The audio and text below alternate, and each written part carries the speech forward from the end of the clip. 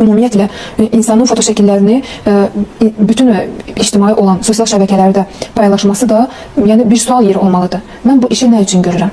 Yəni bundan nə qazanıram? Biz ötən dəfə də dedik və qərbin bir mədəniyyətidir ki, bu qadın öz yəni bəzənilmiş formada şəkillərini, müxtəlif formalarda şəxsi şəkillərini naməhrəmlərin önünə sürür və paylaşır onlarla və bu qərbin işidir, yəni qərbin mədəniyyətidir. Biz deyə bilmərik ki, bu İslam mədəniyyətidir. Bu qəbul olmaz bir şeydir İslamda. Yəni qadın özünə bir sual verməlidir ki, mən bugün profil və statusumu açıq qoymuşam, dostluğumda da bəylər var, naməhrəmlər var. Mən bugün müxtəlif formalarda şəkillərimi paylaşıram. Müxtəlif formalarda şəkillərimi paylaşıram və öz gülüşümü, öz şəxsi həyatımı, evimin içini, məhrəmanə olan şeyləri naməhrəmlərin önünə qoyuram. Bu nə üçündür? Hansısa bir şəxs bizə inanmıram cavab versin ki, mən ixlasımdan bu işi görürəm. Mən Allahı sevdiyim üçün bu işi görürəm ki, mən gözələm, Allah cəmaat da məni görsün. Və yaxud da Zeynəb xanım, hansısa xanım deyə bilməz ki, mən bu işi, məsələn, özümə baxdım, xoşuma gəldi, dedim, cəmaat da görsün, ixlasla dedim.